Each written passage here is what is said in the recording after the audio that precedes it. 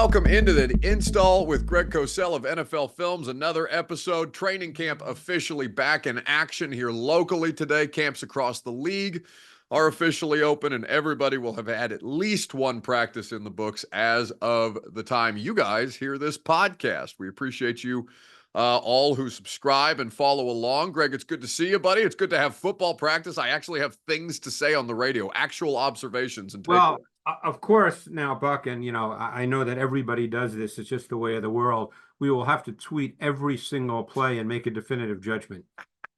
Yes. There must be detailed documentation of every pass, every incompletion, every interception, and there are all of them. All of them will bring about the most extreme opinions based off just one day. Exactly. That's the way it normally works. That's what we can look forward to for the next 4 or 5 weeks, give or take. Correct. That's how I know, Greg, that football is truly back, because we have many insights being gleaned from training camp day one. I know. But we're not here to talk about training camp observations, though we will start to talk more about players once preseason games play themselves out, of course. But we've been doing team previews each and every week. We've been in the NFC East. We did the Cowboys last week. Now the Philadelphia Eagles, close to home for you, Greg. I guess for the audience, Philadelphia had a little bit of they had a successful start. They were gutting it out in all of these games, though. Yep. And I don't want to call it outright dysfunction, but they seem to have a bit of a sideshow situation on defense that really never got rectified both on and off the field. Yeah, and then the offense, of course, took a downturn as well. So when both of those sides of the ball really started having issues, they kind of fell apart a little bit. And that led, of course, to change in coordinators on both sides of the ball. Nick Sirianni's still the head coach, but he's not really going to be dealing with the offense or the defense. So they brought in Kellen Moore to coach the offense, and Vic Fangio, who was actually there as kind of a consultant 2 years ago in their Super Bowl season. So they're familiar with him, and everyone is really familiar with Vic and his concepts. But this will be a different looking team, I think, on both sides of the ball. From your standpoint, just because you are geographically close to them, how is this Eagles team viewed heading into another season where they were competitive in the traditional sense, but it really never felt like they found their footing trying to get back to the Super Bowl and compete against the Chiefs the way that everybody is trying to do? Well, my sense is the way they're viewed, by writers, reporters on social media, is that they're a team with some questions, that they still have a really good O-line, even though there's 2 changes on their O-line, but that it's still one of the best in the league. That there are questions would be too strong a word, but there's just some curiosity as to how Jalen Hurts will play with a new coordinator. Since down the stretch last year, he did not play his best ball. And I think people are again, curiosity is to Saquon Barkley and what his specific role will be. You don't sign him, I think, unless you plan on really featuring him in the run game. And I think defensively as well, because they did have a bit of a meltdown last year down the stretch. I think defensively with Vic Fangio now there's a sense as to what this looks like. I mean, Fletcher Cox retired. Hassan Reddick, who, by the way, is a holdout as well with the Jets, he's gone. The linebacking core will look totally different. And that was an area of concern a year ago. They did not get the level of play that was required at the linebacker position. And then the corner position. That was a concern last year, and it was a real issue going down the stretch. And James Bradbury was the starter on the outside opposite Darius Slay. And I can tell you for a fact that he just cannot do that anymore. And a coach even, validated that for me. But the tape told me that James Bradbury really can't play on the outside. And in fact, because of that, over the last 4 or 5 games, he became kind of a dime safety. He wasn't the starter on the outside, and they moved him inside to dime safety. So, he's in a situation he may not even make the team. Who knows? I don't know. I don't follow the contract situation. People who do might say, oh, no, he's got to be there. That may be true, but he's not going to start on the outside at corner.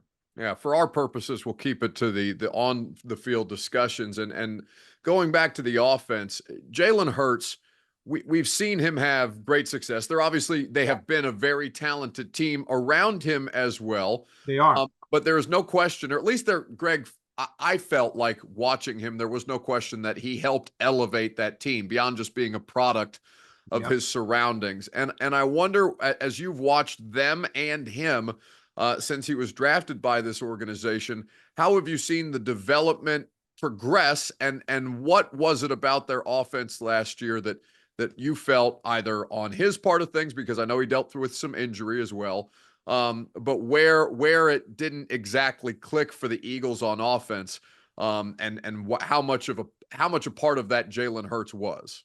Well, I'll answer it this way. I think a key part of what Jalen Hurts brings to the table is when he's part of the designed run game. And we saw 2 years ago in the Super Bowl year, and it was very evident on tape, and I remember even speaking to a coach about it, that defenses are forced to align in kind of specific ways because Jalen Hurts, when he's in the gun, which is probably 99% of the snaps, presents issues as a running quarterback. And I'm talking about a design run game, not scrambling. So you have to account for that. And that dictates how you align your defense. And the Eagles then know that, and then they're able to attack it. For whatever reason, last year it didn't quite play out that way. And there was a lot of talk that, the play caller last year, and then Sirianni's kind of taken a bullet on this. He said, "Hey, that was my offense, and it's on me." Mm-hmm. But for whatever reason, last year, the mesh between the quarterback in the run game and the pass game was not there the way it was the year before. Jalen Hurts is, he needs that. Let's put it that way. He needs that because at his core, he's not a true full field progression reader. So he needs the run game element, with him being a part of it, to help dictate what they get defensively from a coverage standpoint. And that's when he can be his most efficient. And 2 years ago, he threw some beautiful, beautiful deep balls. That was a major part of their offense. Deep passes outside the numbers. Those are not easy routine throws. And last year, he didn't complete anywhere near as many. But 2 years ago, he made big, big time throws. So, those are throws you can't necessarily count on, Buck, but he made them 2 years ago, and they didn't happen last year. So Kellen Moore is going to bring a different style of offense. The Eagles did not use much motion at all. Kellen Moore is bringing motion into this offense, and it'll be very interesting to see how that now plays out, because motion has become a more significant part of the entire league, and it causes problems for defenses. I don't know that I saw a quarterback play from cleaner pockets than Jalen Hurts in 2022. I mean, that's a great point too. And maybe that was because he was going against the Titans defense when I saw him most closely, and that was not a stellar year for the Titans defense. But that offensive line unit was mostly healthy in 2022, and certainly allowed him the opportunity to work from largely clean pockets. Nobody ever plays with a totally clean pocket, but Jalen Hurts came pretty damn close. Yeah, that is really a strong point, because the reality is it's really difficult not to have receivers, find some space when you're clean in the pocket. It's funny talking to people around the league, when going through, let's say, the list of the top 5 receivers in the league. A.J. Brown's name always comes up as one of the top 5. Sorry, Titans fans. So tough they have scene, pour one out. Yes, they've got a great receiver in Brown. Devonta Smith his name would probably come up in the top 10 or 12. So they've got 2 really strong wideouts. Dallas Goedert, the interesting thing about Goedert, and it'll be interesting to see what Kellen Moore does. One thing that Jalen Hurts does not do well, and these are things, look, I hope people understand that every quarterback has things to work on. I had a chance to talk to a coach on the Buffalo Bills staff, and they're working on things with Josh Allen. That doesn't mean, how social media is, people listening, "Oh, you're a Josh Allen hater." No, that's the way every player has things to work on in the off season to get better at what they do. So one area for Jalen Hurts is he's not shown the propensity to see really well between the numbers. That's just not the strength of his game. And that's where Dallas Goedert can be so effective. Because Dallas Goedert, you could easily make the argument that from a pure talent standpoint, as a multidimensional, complete tight end, receiver, blocker, that he's a top 3, 4 tight end in the league. But the numbers don't necessarily reflect that, because obviously tight ends very often work between the numbers in the middle of the field. So I'm sure they're working on that with Jalen. They're probably trying to scheme that up so it's cleaner and the reads are cleaner. But Goddard's a really, really good player who needs to be a really significant part of their pass game. We always preface these conversations by saying we don't know specifically on how new players and new systems are going to be deployed. But in the case of Saquon Barkley, Greg, this is obviously a player who you're familiar with, who NFL fans are familiar with, just shy of 1,000 yards rushing last year for the New York Giants. He changes homes within the NFC East, which has been a big talking point if for those of the audience who are watching the Hard Knocks season play out. But in 14 games, he was productive. What is the biggest question you have about Saquon Barkley in this offense? Well, I've watched Barkley going back to Penn State, and I've even had these conversations with people. Barkley's he's kind of an enigma wrapped in a riddle. Let's put it that way. He is totally dynamic. I mean, any given play, he can go 60 yards for a touchdown, and he can do that any week. But despite his size and how he's built and that he looks like Tarzan, he's not really a great between the tackles runner. He's kind of stiff. He does not have lateral agility in confined space. He can make guys miss when he's outside and in space, but in confined space, he's not that guy. And he's not really powerful in space, in confined space, despite his build.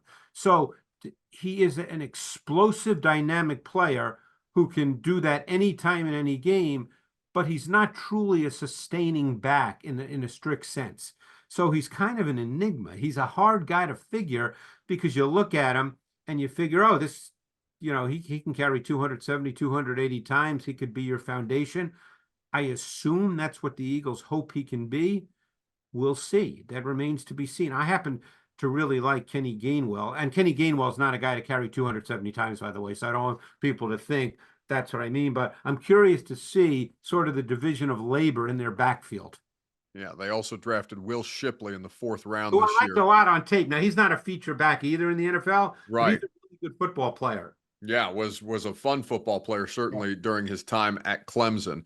Let's flip to the defensive side of the ball, Greg, where, as you mentioned, Vic Fangio comes over from the Miami Dolphins there. Vic Fangio, who has been in the league for a long time defensive coordinator, and also has some time as an NFL head coach. What are kind of the hallmarks of a Vic Fangio coached defense? Well, if you want to just speak again, we'll speak in generalities. We're not going to get into the weeds. Sure. Basically, what they want to start with on almost every play is a quarter structure or across, because at that point, that's what they want to show the offense. So they want to show that to the offense, but they don't necessarily stay in that. And then they change when the ball gets snapped to whatever they're going to be in. So what they're really trying to do is make late movement pre-snap to post-snap, and make it more difficult for not only the quarterback, of course, but for receivers as well. So that's really the overriding premise from a coverage perspective of what they want to do. Start in a quarter structure, and by the way, they could stay in quarters, but they could also do 5 other things. So that's sort of the guiding principle. With the personnel that they have, you brought up the secondary and the questions that last year's group basically went through, and all the different struggles that they had. They did draft Quinyon Mitchell in the 1st round. They also have Cooper DeJean, who was a bit of an interesting evaluation, I felt like, from a lot of different people who watched that Iowa tape of him. In particular, Greg, your thoughts on those 2 players and what they might be able to add in this scheme. Well, I think in an ideal world, and it may not happen week 1, but in an ideal world, they would like Quinyon Mitchell to be the starter opposite Darius Slay, who, by the way, is, I think, 34 years old now, and he's not quite the player he was, but he's still good enough to start. He's just not, when you talk about the top corners in the league, Slay's not in that conversation right now. And again, I always say that this is all based on tape. These are not takes, they're not opinions. They would love Mitchell to start opposite him, whether that happens week 1. They do have Isaiah Rodgers, who missed all of last year but was a starter for the Colts in the year prior. They'd like Cooper DeJean to be their slot corner. Again, whether that happens this year or early in the season, we do not know that. But that's what they'd like the secondary to look like. They re-signed C.J. Gardner-Johnson, who's a very good multi-dimensional safety. Yeah. Titans were definitely interested in trying to get Gardner Johnson, and the Eagles beat them out for him. With that front, it's basically the Georgia Bulldogs defensive front that they've brought to Philadelphia with Jalen Carter, with Jordan Davis. They of course have Nolan Smith as well. Yeah. Jalen Carter, what have you made of him in his rookie year, and how did he kind of impact that defense? Because Greg, the Eagles in 2022 led the league in sacks, and then just for the life of them did not seem to be able to get after the quarterback. No, and that was a huge difference, huge, because not only did they lead the league in sacks in 2022, they led the league in third down sacks. Yeah. And they were not a heavy blitzing team, so they were able to do it with their front group. Now, they did have 5-man pressures that came from all D linemen, which I don't call that a blitz. Some might, but they were all D lineman types, So, and last year, not only did their sack numbers drop, but they were near the bottom of the league in third down sacks. So that's a dramatic change. So he flashed just being a dominant player. But as you know, because Georgia, with Kirby Smart, recruits and gets so many 4 and 5 stars, Carter did not play 50, 60 snaps a game at Georgia. Right. In fact, he probably, I think, averaged about 30 snaps a game. So now he had to sort of get accustomed to the NFL, where the Eagles ideally want him to play 50, 60 snaps a game. But he flashed some, there were snapshots of just sheer dominance, both in terms of short stroke power and strength and lateral quickness. I mean, the guy's traits are really high level. So they're counting on him to be a dominant player. The bigger question inside, because I think Carter will be a really good player. And again, I don't know the kid. We know about his past, Sure. But let's assume all good things. If that's true, he's going to be a really good player. The bigger question is Jordan Davis, because Howie Roseman even said when he drafted him that if he doesn't turn out to be a good pass rusher, then it's not a good pick, because they traded up to get him at number 13, and you don't draft defensive tackles at 13 just to play in your base run defense. Not the way this league is. Have you had many opportunities to talk to Howie Roseman, Greg? Yeah, I know Howie. Yeah. He's such an interesting figure in the NFL, and so good at what he does, what they've been able to do. He's great at his job. He's to great continue to build championship rosters and kind of bridge the gap of these competitive cycles that teams often go through. Right? I'm having only seen press conferences and interviews and things like that. I just imagine he's a pretty interesting guy to pick his brain. Yeah, he's super smart. Worked really, really hard at. I first met him, believe it or not, years and years and years ago.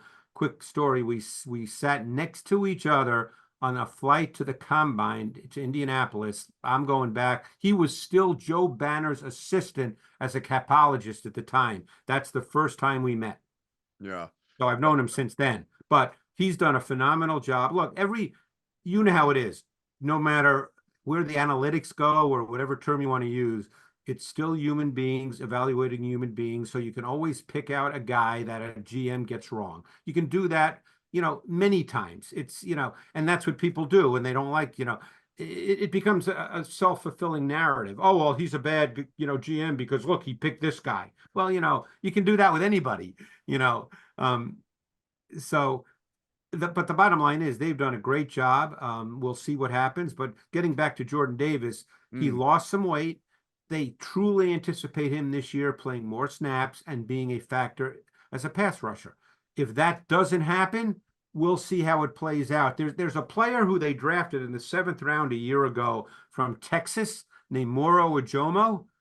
Just keep an eye on him. I liked him a lot coming out. He got snaps last year and always flashed. I'm very curious to see if he ends up, getting 25, 30 snaps a game this year.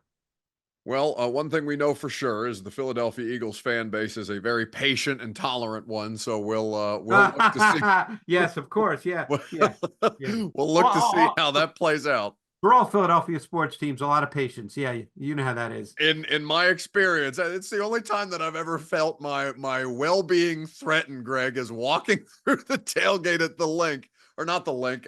Is what's the stadium called now? The link. Okay, the new I couldn't remember the name of the old stadium because Yeah, I have Eagles fans in my yeah. family that would talk about the old courtroom that they had underneath the old stadium. But yeah, walking to the Link, not wearing Titan stuff, not wearing Eagle stuff, just wearing a suit like I'm going to cover a game, and just getting jeered and heckled in ways that I never have at any other tailgate. It cracked me up. Eagles No, fans are they're certainly they're one of a they're kind. uh, a little passionate here in Philadelphia, just a little bit. I would say. Well, one thing we know for certain is that Greg is passionate about these team breakdowns that we've been doing. Next week, we'll talk about a team that's on the Titans schedule. The Washington Commanders have done a lot of work this offseason, and that will be an interesting discussion. Buck, just to say, there's a lot of really intriguing teams in the NFL this year because of the offseason, and Washington's one of them. I mean, look, no one knows, and again, it's all speculation now, but there's a lot of teams that the last couple of years might have been under the radar or no one really talked about them that have all of a sudden, and by the way, the Titans are one of them, in my opinion. Yeah, no, that seems to be talking to people that I know their stuff, and I know watch other teams beyond the teams whose market they're in. Right. Washington and Tennessee come up a lot in those conversations as kind of being those, hey, maybe don't sleep on them entirely until you see what this thing looks like a couple of weeks in. Yeah, no one's saying, oh, they're going to be in the Super Bowl, but Sure. I mean, obviously the way the Titans ended a year ago and the last couple of years haven't been exactly what Titans fans want. Obviously, Washington, has not been what, certainly Commanders fans want, and that's a very passionate fan base as well. But those are two interesting teams. I mean, I'm really looking forward to getting down there in a month, and spend time with you and, people in the organization with Tennessee. But they're an interesting team, which again, we're not sitting here saying they're going to go 13-4. That's not the point. Oh, well, the fans that are reading the training camp tweets, Greg, are saying exactly that. Right. But they're going to be an interesting team, again, and so much for teams like that depend on health because one or two meaningful injuries can really be a derailing factor in a team that is sort of interesting. You know how that goes. Yeah, I would love for all the players that I talk about at the start of the season to make it, at least halfway through the season, the way that it's been a bit of a struggle here in Tennessee the last few years. Greg, appreciate your time as always, and I'll look forward to our conversation next week. Appreciate it, Buck.